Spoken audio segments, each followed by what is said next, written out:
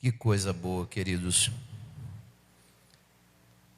Tem uns lugares que a gente visita, e não são poucos, mas tem lugares que a gente sente a graça de forma tátil. Não sei se vocês estão...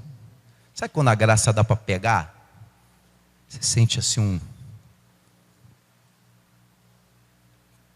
Tem lugares, o Ariovaldo uma vez falou isso, quando a gente estava tocando lá num lugarzinho, lá em Mesquita, na PIB, onde eu fui batizado. Eu venho de berço batista, tá? Ele falou que tem hora que Jesus canta com a gente. Tem hora que Jesus vem e fica assim, essa teologia aí, acho que eu vou ficar mais quieto hoje. Mas tem hora, ele disse que tem hora que Jesus canta. A sensação que eu tinha, que eu estava tendo aqui até esse momento, é que Jesus estava cantando conosco.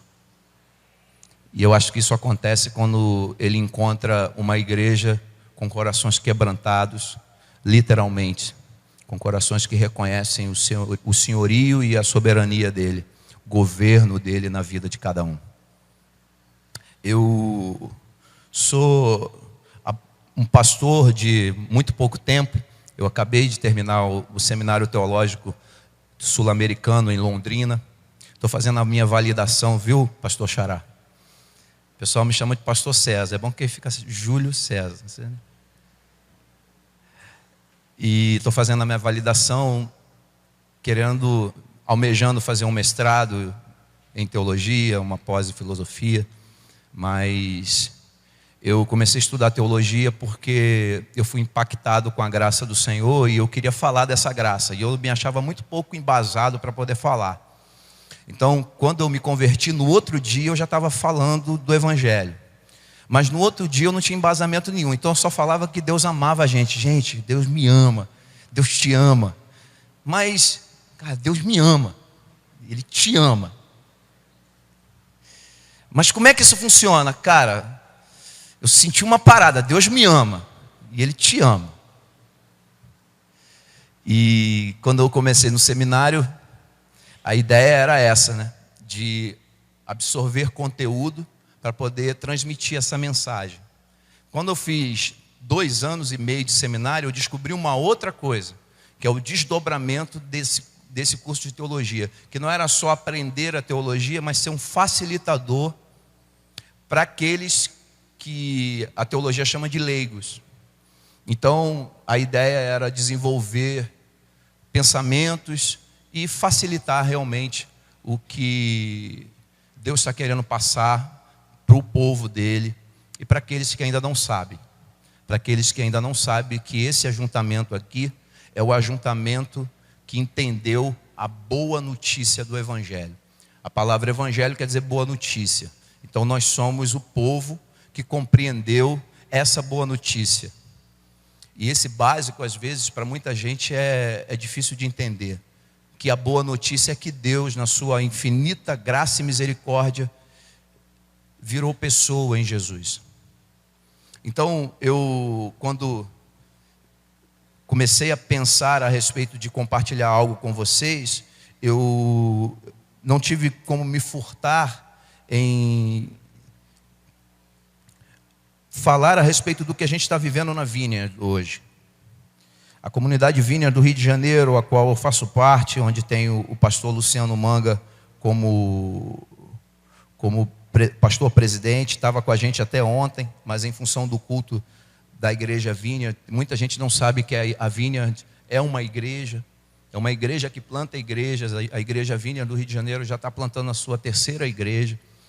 Então ele teve que voltar por conta do culto que está acontecendo agora, nesse momento lá. Então ele está pregando lá e eu estou pregando aqui. Ele é uma pessoa que fala muito a respeito desse tema, disso que eu quero compartilhar com vocês. É uma palavra que, na verdade, é uma palavra criada. Cristocêntrico. Nós da Vineyard, descobrimos que somos cristocêntricos. Que o centro da nossa vida é Jesus de Nazaré. Que a centralidade da nossa vida está em Cristo. Ele é a base de sustentação da nossa caminhada. E tendo essa consciência de centralidade em Jesus, eu comecei a pensar o que seria o desdobramento dessa centralidade e de como funcionaria uma igreja cristocêntrica, de como funcionaria, no segundo ponto, uma vida cristocêntrica, e de que maneira essa vida cristocêntrica poderia gerar uma influência cristocêntrica. Então eu queria que vocês abrissem suas Bíblias no livro de João, no capítulo 17, do verso 13 em diante, até o 19.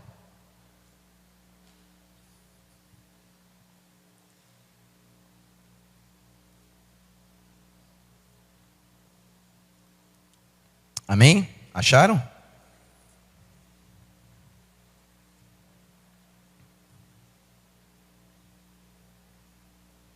Diz assim o texto: agora eu vou para ti, mas digo essas coisas enquanto ainda estou no mundo, para que eles tenham a plenitude da minha alegria. Dei-lhes a tua palavra, e o mundo os odiou, pois eles não são do mundo, como eu também não sou. Não rogo que os tire do mundo, mas que os proteja do maligno. Eles não são do mundo, como eu também não sou. Santifica-os na verdade.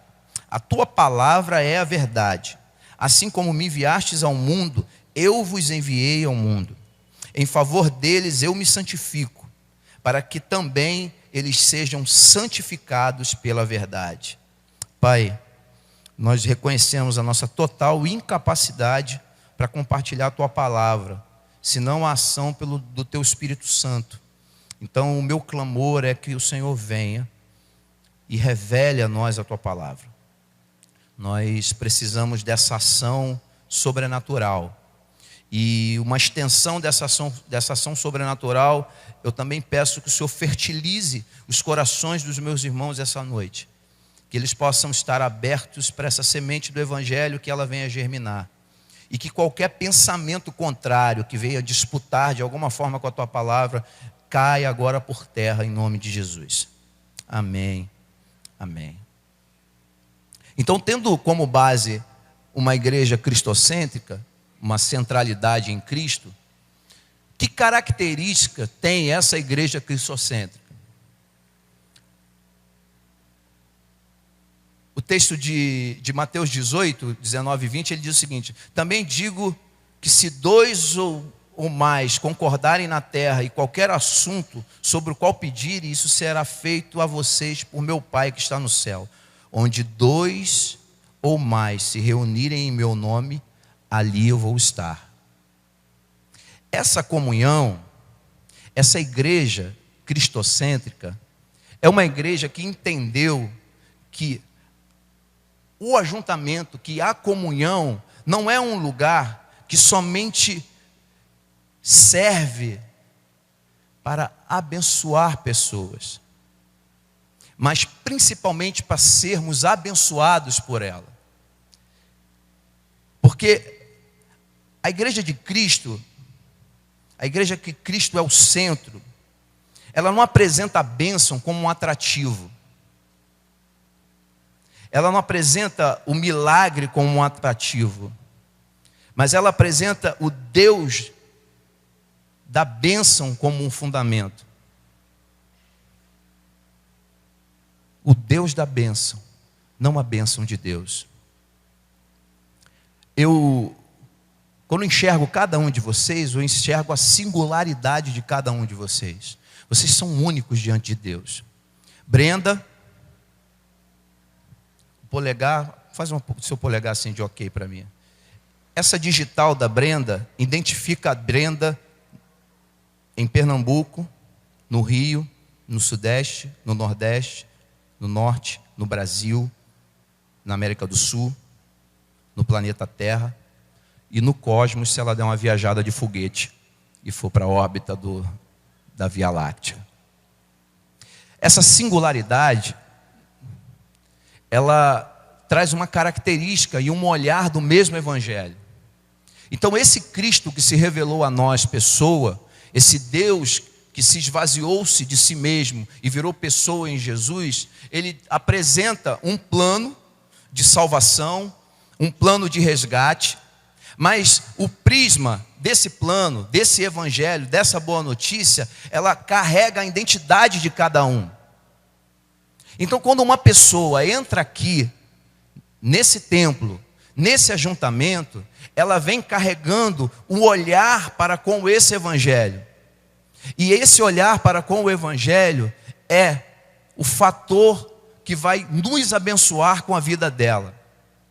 Então, nós ouvimos muito de uma igreja que talvez não seja cristocêntrica, que na minha opinião não é. Vem aqui porque aqui é o lugar do milagre. Eu escuto isso à torta e à direita, principalmente nos televisivos. Venha receber o milagre. Eu vejo a propaganda do milagre. E uma igreja cristocêntrica, ela apresenta isso de forma invertida. As pessoas não entram nesse lugar para serem abençoadas. Elas entram nesse lugar para abençoar quem está aqui dentro. A consequência de vir aqui para nos abençoar com a vida dela, sabe por quê? Porque a gente tem sempre uma perspectiva da mazela. Então a pessoa vem aqui sofrendo, apresenta o problema, e em te apresentando o problema, a gente vai orar, a gente vai tentar ajudar de alguma forma, aí a igreja está ajudando, a igreja está fazendo, então a igreja está abençoando aquela pessoa, sem entender que o propósito de Jesus, de uma igreja que é cristocêntrica, tendo Jesus no centro, nós temos o privilégio de poder ajudar essa pessoa. Porque nós, de forma alguma, carregamos algum mérito com relação a ajudar alguém. Porque Deus não é um Deus que me abençoa se eu fizer a coisa certa. Assim como Deus não me castiga se eu fizer a coisa errada. O Deus da igreja cristocêntrica é o Deus da graça. E graça é valor imerecido. E quando alguém entra nesse lugar, ele entra aqui para nos abençoar. Nos abençoar da seguinte forma: o que você precisa? Me permita o privilégio de expressar Jesus para você. Me permita o privilégio de entendê-lo como um pequenino. Me permita o privilégio de te dar o que comer. Para te falar da onde vem uma outra comida que você nunca mais vai ter fome. Me permita o privilégio de te dar o que beber, porque você está com sede, pequenino. Para eu te dar uma outra água que você nunca mais vai ter sede. Pequenino, me permita te vestir. Para eu te dar um acolhimento onde você nunca mais vai sentir falta de nada. Essa é uma característica de uma igreja cristocêntrica. E uma igreja cristocêntrica nos leva a uma vida cristocêntrica. Esse é o segundo ponto. A vida cristocêntrica, ela entendeu como funciona esse mecanismo. Porque uma vida cristocêntrica que vai para além desse templo é a vida cristocêntrica no dia a dia, na tua vida profissional, na tua vida acadêmica, na tua vida familiar, na tua vida afetiva. Uma vida cristocêntrica, ela entendeu que que Deus não funciona como um credor. Que eu não somo as minhas melhores canções, as minhas melhores poesias, o meu altruísmo, a minha filantropia e o fato de você cuidar de alguém que entra nesse lugar, numa perspectiva de gente que está chegando para nos abençoar, não torna você um credor de Deus. Porque tem muita gente que acha que isso funciona dessa forma. Então, eu começo a compreender que não existe um limite de crédito das obras que a gente faz. Nós somos devedores constantes no saldo da conta do banco chamado vida, que insistimos em tirar Jesus e colocarmos a nós mesmos. Jesus é o autor de todas as coisas, mas nós tiramos Jesus do centro, fazemos algo e colocamos nós nesse centro. Jesus tem até o nome. A gente está fazendo em nome de Jesus, mas esse Jesus ganha aspas, porque esse Jesus não é o Jesus Cristo, o qual nós estamos falando que é o centro das nossas vidas. Então, eu preciso encarar a minha vida cristocêntrica como uma vida que depende totalmente do ato dele de cruz. Depende totalmente do sangue dele derramado. Essa rima, esse rap, aqui até pode ser um repente, porque para cá é mais repente, né? Até ontem eu estava lá na Pibajá, na Igreja Batista de Jaboatão. Rapaz, isso que você faz não é rap não. Oxe, isso é repente. Conta um pouco da minha história.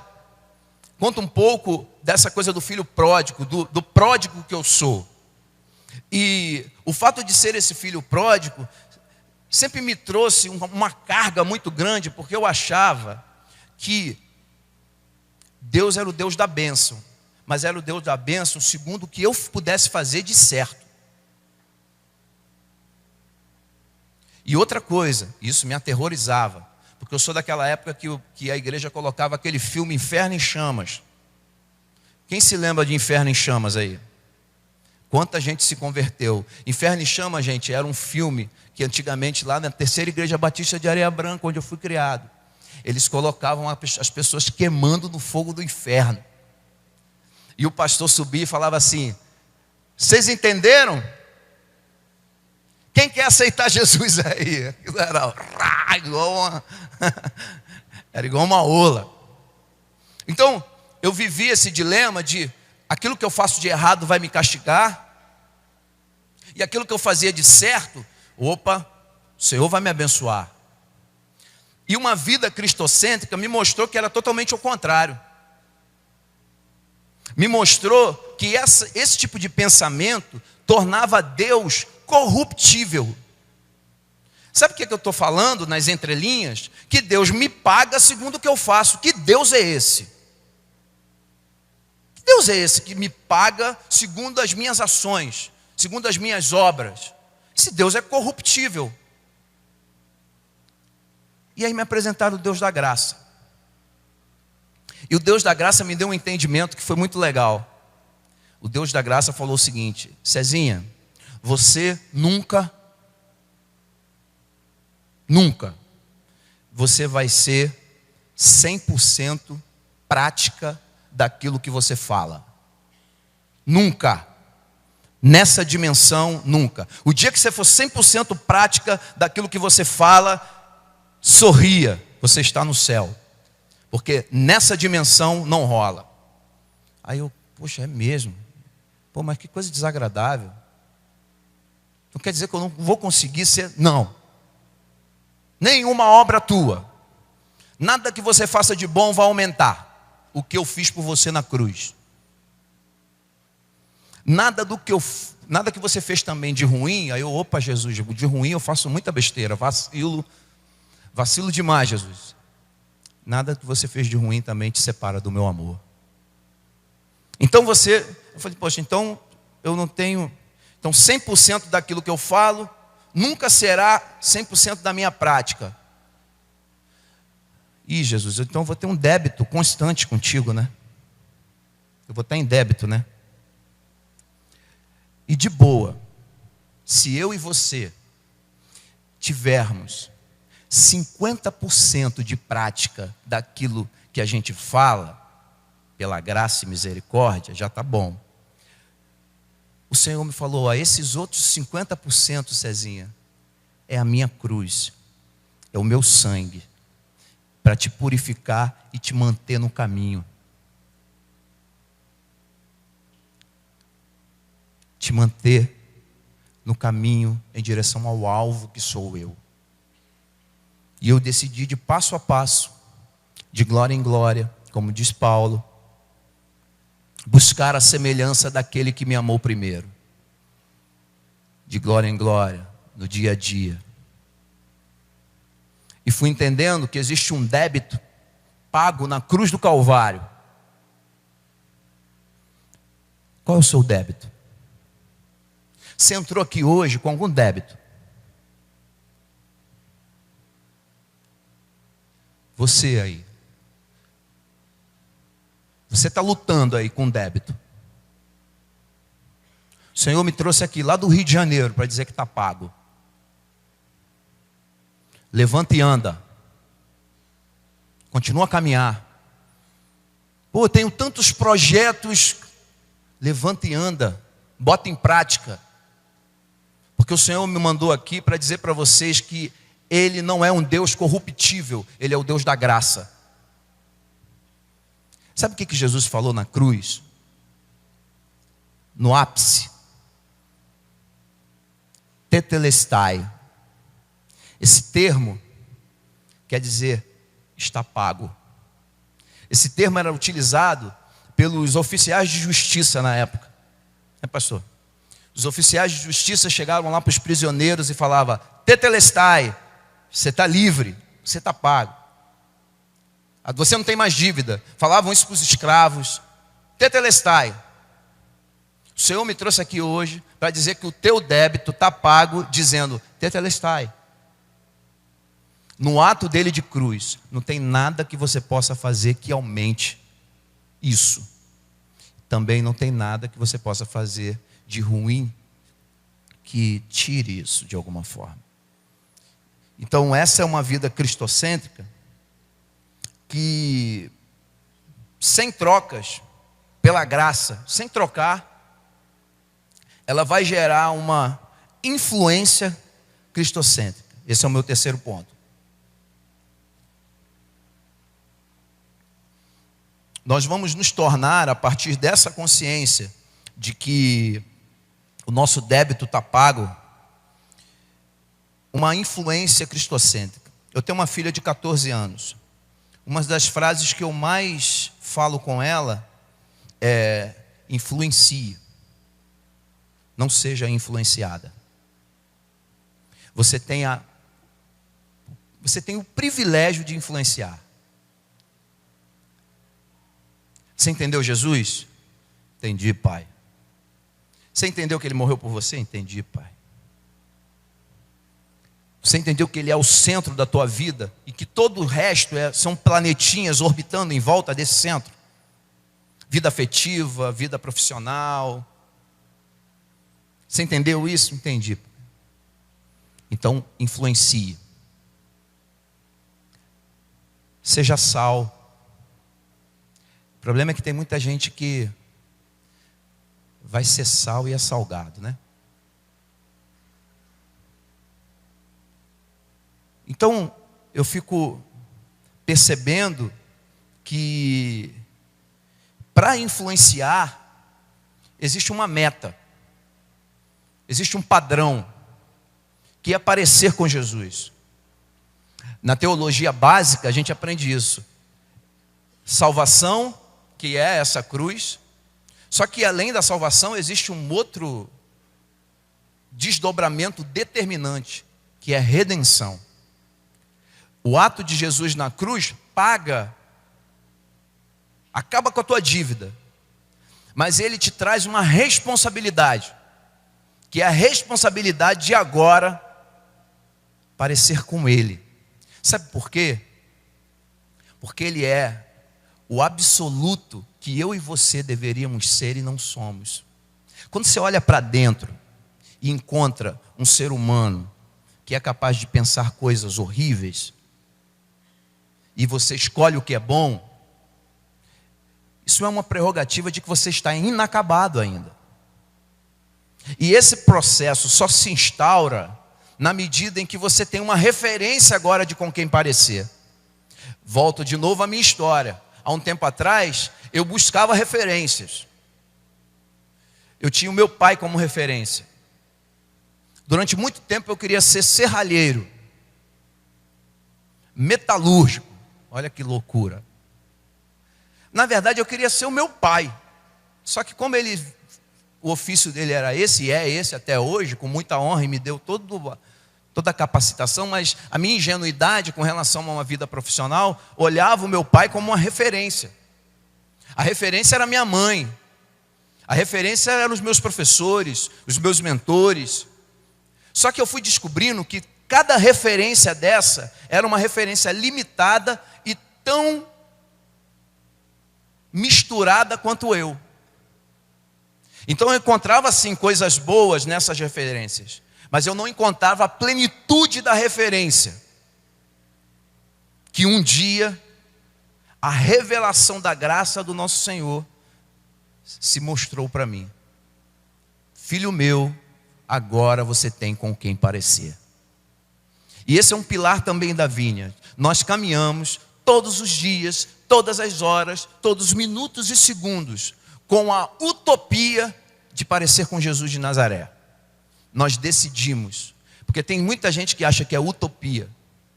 Só que a gente vai percebendo que nós estamos indo em direção a uma realidade de um dia. Paulo fala que um dia nós vamos conhecer como somos conhecidos. Dizia a canção: agora vejo em parte, mas então veremos face a face. É só o amor. Esse amor que um dia vai fazer com que a gente veja face a face, ele diz que um dia nós vamos conhecer como somos conhecidos. Por enquanto, parece utópico, mas o que nos resta é parecer com Jesus de Nazaré. Então você quer influenciar de forma cristocêntrica? Você quer ser uma influência cristocêntrica? Pareça com Jesus de Nazaré. Carregue o tempo inteiro essa pergunta: o que Jesus faria se estivesse no meu lugar? Você quer parâmetro? Leia a Bíblia. Leia os evangelhos. O que Jesus faria se estivesse comigo nessa situação? Leia os evangelhos. Você quer sintetizar? Leia o evangelho sintetizado dentro dos evangelhos. O Sermão do Monte. Mateus 5, 6 e 7. O que Jesus faria nessa situação? Carrega.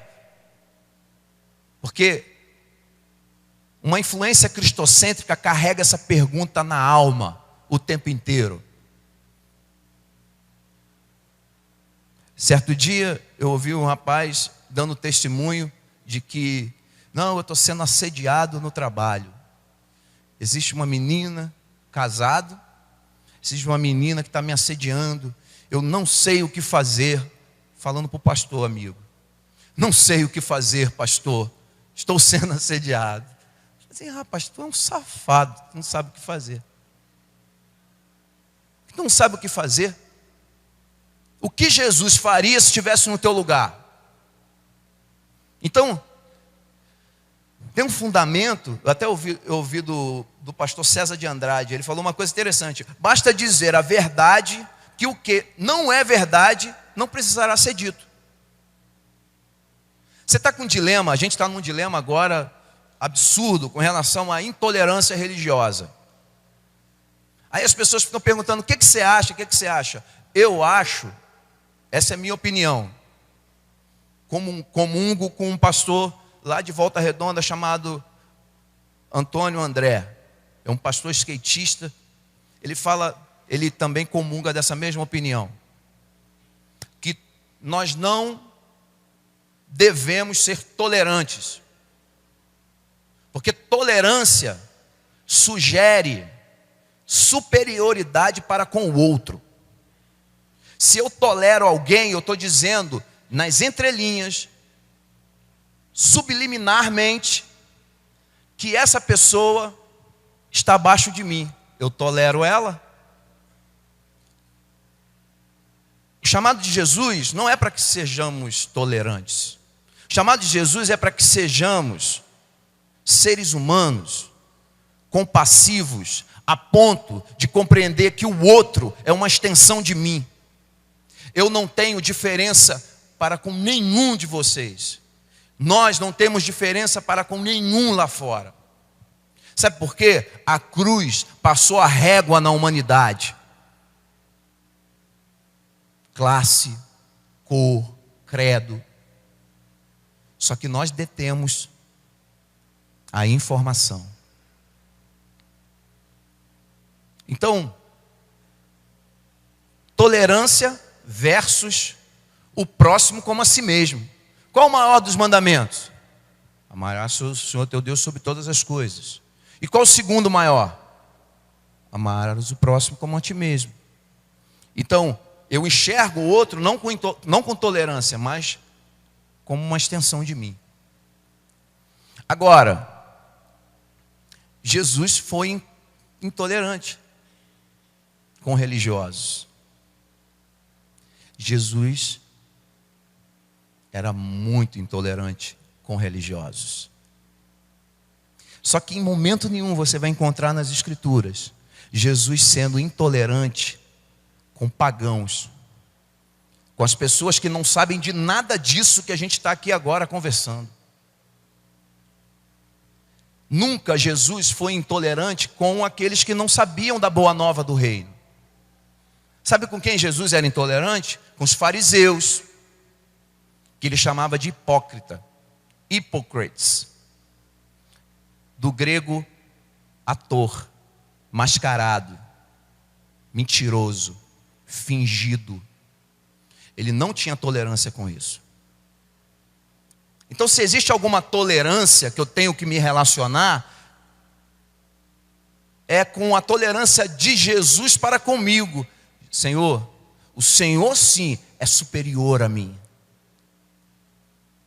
O Senhor precisa agir com tolerância com relação a mim. E quando eu reconheço isso, eu me torno uma influência cristocêntrica. Para concluir, uma igreja cristocêntrica, que nos leva a uma vida cristocêntrica, que gera influência cristocêntrica, terá experiências sempre maiores do que as planejadas. Sabe quando Deus sempre extrapola aquilo que você está esperando? Sabe quando Deus sempre vai além? Porque a gente é finito, sabe? Você é finito, eu sou finito. Então a nossa percepção de Deus é com o infinito. Nós somos finitos, Deus é infinito. Acompanha comigo. Então fala assim, Deus é bom. Mas a bondade de Deus é infinitamente maior do que eu percebo, porque sou finito. Eu enxergo a bondade de Deus de forma infinitamente menor do que ela realmente é. Deus é amor, amém? Mas o amor que eu entendo sendo finito é infinitamente menor do que ele realmente é. Eu jamais vou entender esse amor que se esvazia de si mesmo e vira pessoa. Eu vou estabelecer um relacionamento com ele. E aí, dia a dia, na caminhada constante, eu vou percebendo que ele me ama cada vez mais. E aí, sabe o que ele vai fazer comigo? Vai me surpreender. Porque ele sempre me surpreende. Ele me traz aqui para rever amigos, para rever pessoas, para conhecer mais pessoas. E sempre me surpreende. Sempre vai além das minhas expectativas. Pensa aí em alguma história, em alguma oração que você fez, que quando você chegou no ponto onde você estava achando que era o ponto que você queria, era infinitamente maior do que você estava pensando que era. Então, eu quero concluir e pedir a Deus que Ele surpreenda vocês. E que essa igreja continue sendo uma igreja cristocêntrica. De pessoas que levam uma vida cristocêntrica. E que influenciam de forma cristocêntrica. Sabendo que Ele sempre mais. Vai sempre ir mais além. Para fechar, eu queria fazer uma ilustração, contar uma ilustração. Isso eu aprendi com o pastor Walter Valeati, que é pastor da Igreja Batista Boas Novas em São Paulo. Ele esteve agora pregando num congresso onde a Vineyard tocou lá no Rio Grande do Sul. E uma das coisas que ele falou, que eu aprendi, por isso eu estou falando o nome dele, é que a autoria é a arte de esconder o autor. Não sei se vocês estão me entendendo. A inspiração é a arte de esconder o autor. Então eu estou dizendo que essa história foi dita pelo pastor Walter Valiati. E ele contou a seguinte história a respeito de Deus extrapolar as coisas. E eu queria deixar essa história no coração de vocês, para vocês perceberem o quanto Deus faz muito mais. Ele disse que certa vez, ele recebeu um convite para estar numa recepção que era uma condecoração da Polícia Militar de São Paulo. Então quando ele recebeu aquele convite bonito, ele falou assim, poxa, eu não vou lá participar de um evento onde as pessoas estão sendo condecoradas, eu acho que nada a ver. Aí ele falou que deixou o convite assim de canto, sentou na mesa dele e o telefone tocou. E ele falou que ele tem 2 telefones. Existe um telefone que é o telefone normal e existe um outro telefone que é só para os missionários. Ele entrega esse telefone para todos os missionários no mundo inteiro. E diz o seguinte, se você tiver algum problema no campo, liga para esse telefone, que eu vou te ajudar. Se precisar de grana, se precisar do que for, liga para esse telefone. Então ele deixa o telefone separado. O telefone tocou. Era um missionário lá do Amazonas, de uma aldeia que tinha que navegar não sei quantos dias de barco. E esse missionário ligou para ele e disse o seguinte, falou, pastor, a nossa hélice, a hélice do nosso barco quebrou. E a gente está com dificuldade de encontrar essa hélice, o senhor que é aí de São Paulo e tal. Eu disse, opa, tranquilo, deixar que eu vou correr atrás aqui da hélice. E aí ele falou assim, não, beleza, chamou o tesoureiro, falou, ó, vê essa hélice aqui, dá as especificações. O cara foi correr atrás da hélice, ele olhou e viu lá o convite de novo. Condecoração da polícia. Ah, vou lá. Aí foi lá. Ele falou que chegou lá, eram aqueles soldados todos, e chegou um determinado momento solene, em que um general falou assim, nós queríamos chamar aqui agora o pastor Walter Valiati para fazer uma oração. Ele falou que ele levantou, ele falou assim, poxa, tá bom, né? Aí deu uma... Falou que ele chegou e falou assim, aí quando ele chegou lá, estava todo mundo formadinho assim. Aí ele virou e falou assim, general, eu poderia pedir para eles ficarem à vontade? Sim. Sargento, vem cá, diga a eles que está à vontade. Pelotão, à vontade.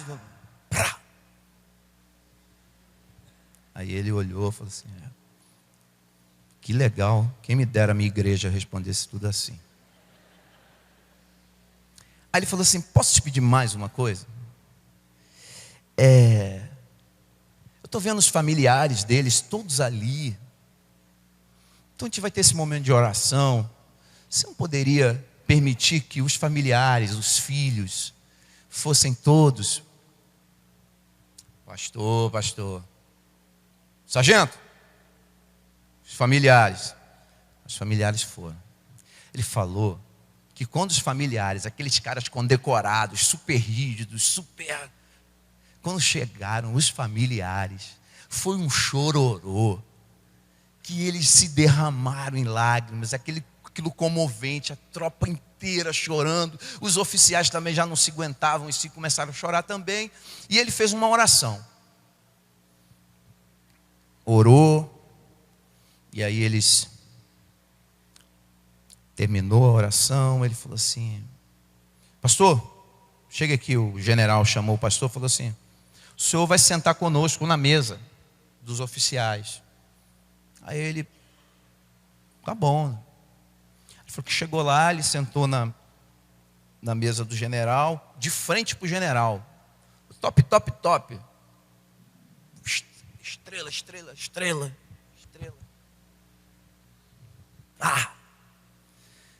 Ele falou que ele sentou assim, ele olhou para o general falou assim: pastor, muito lindo isso que o senhor fez, sabia? Muito legal. Eu queria lhe dizer uma coisa, pastor, o senhor tocou muito profundamente o meu coração.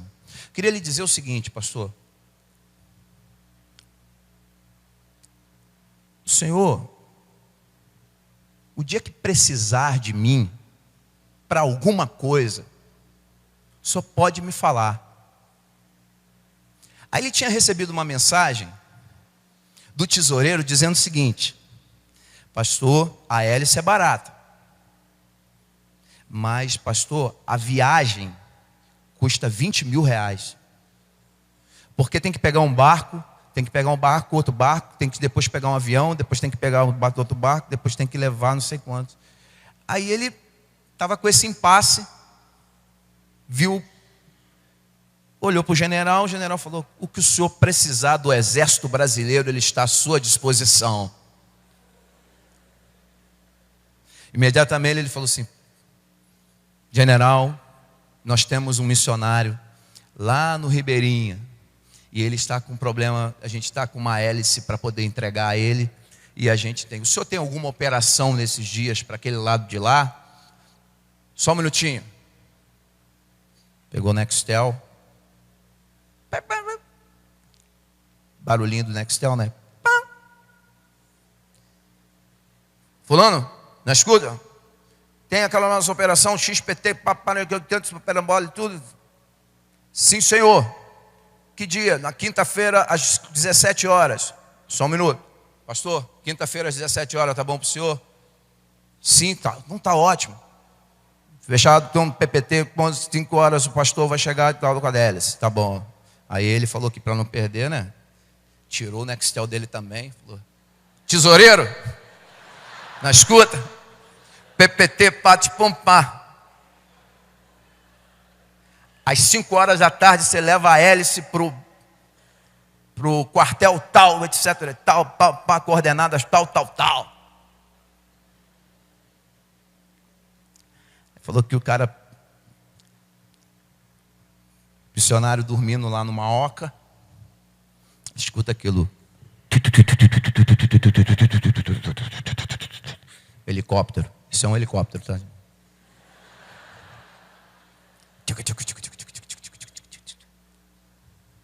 Os índios vão correndo na oca. Missionário, o que o senhor arrumou, missionário? O exército está aí atrás do senhor. Aí ele falou que levantou sem entender nada. Diz que os caras, eles são muito, né? O pessoal tem militar aqui, provavelmente são bem formais, né? Diz que o cara chegou e falou assim: missionário, nós estamos aqui em nome do exército brasileiro. Nós viemos em missão para trazer a hélice do barco do Senhor. A hélice se encontra aqui. Aí entregou a hélice, os índios tudo olhando. E a gente também quer dizer que em nome do exército brasileiro, nós achamos por ser importante para nós que vocês recebam uma doação de 20 toneladas de mantimentos e roupas para os índios. Aí entregou, os índios olhando para ele. Subiu, os caras entraram no helicóptero e foram embora. Aí você pensa assim: que Deus é esse, né? Aí você pensa: acabou. Beleza.